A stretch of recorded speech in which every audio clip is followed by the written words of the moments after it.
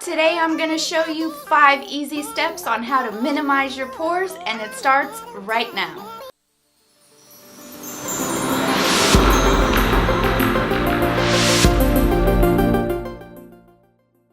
Hey guys, I'm Heaven and welcome to another video. If you're new here and would like to learn a few new tips and tricks, some rather new makeup looks, as well as some reviews on new products, start by subscribing right now to my channel as well as turning notifications on. I upload up to 7 videos per week, so you don't want to miss it. Let's jump right into this video. Alright guys, I am super up close with these lights. You can see that my pores are very noticeable, large. I have fine lines, bags, the whole knot. First product that we're going to be using today is of course a blur stick. Now I'm just going to place this in my problem areas where I want my pores to be smaller.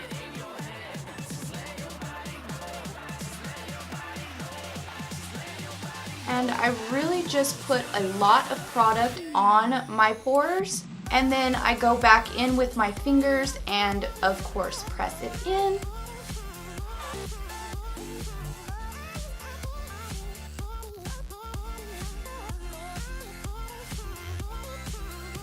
Alright, after that product has been laid down, you use clean fingers and really press it into your pores. And of course, with the leftover product, I'm just going to drag it down lightly, not so much as to push it into these pores, because I don't feel like I have problem areas in these places. The second product that we're going to be talking about today is of course another primer. This one is called Wet n Wild Photo Focus Facial Primer. Love, love, love this for minimizing my pores. So I just rub a little bit on my fingertips, and again I push it into my pores. And with the remaining product, I of course cover the rest of my face, ears, neck, and forehead as well. For minimizing pores, you want to stay away from anything that is mattifying. So find yourself a hydrating foundation. Today I'm going to be going in with my Dream Velvet Soft Matte Hydrating Foundation.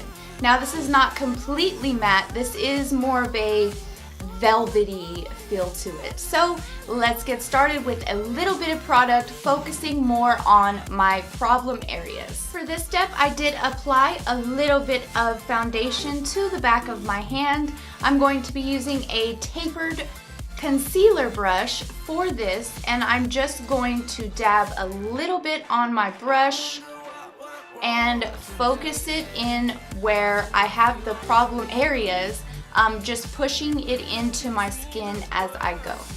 So of course the balls of my cheeks have the most issues, so that is where I'm going to focus this foundation, really pushing it in as I work my way around. And already you can see a huge difference between how big my pores are on this side, like hello Grand Canyon, and of course on this side they are smaller already, but we're not done yet. We're gonna make them look even smaller. Pressing it in as I go. Now the difference between using a smaller brush to focus on the problem areas as opposed to using a damp squishy is that a squishy or beauty blender is going to lay the product over the face even if you use bouncy motions, so I suggest a brush for problem areas. And now I'm going to add another coat of foundation. This time I will be using my beauty blender for this step and just working it all the way around, not using any sliding motions or anything like that. Pouncy motions all the way. So let's get it. And with the squishy, I've already added some product to it. Of course, you guys know that I like to start at the perimeter and work my way in. So I am going to steer clear of those areas that I already worked on until I don't have much product on my beauty blender. And once I don't have much product left on my blender, I can, of course, go over the problem areas. I am really loving this foundation, you guys. Like, it is so velvety. With powders, I do mix two products. I use the Cover FX translucent setting powder in the shade Light, as well as my Wet n Wild contouring palette. You've seen I've loved on it so much. I use the lighter of these two shades. I like to set my problem areas first before moving on to anything else. I know this is all about pores today, so I'm going to use a flat synthetic brush and just push this in my problem areas very lightly, just to give it a smooth canvas, which, girl, it is working. For the rest of my face, I'm going to be going in with my Max Factor Pancake Powder. That's a lot of words. Try to say that 5 times fast. And with a powder brush, I am just going to swirl it around, dust it off, and of course work it in. Staying away from my problem areas, just everywhere where that other setting powder did not go. And then, of course, some setting spray. You guys know, no change here.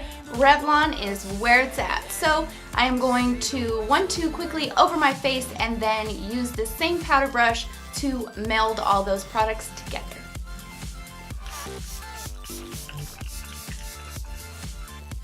And now my pores are super little.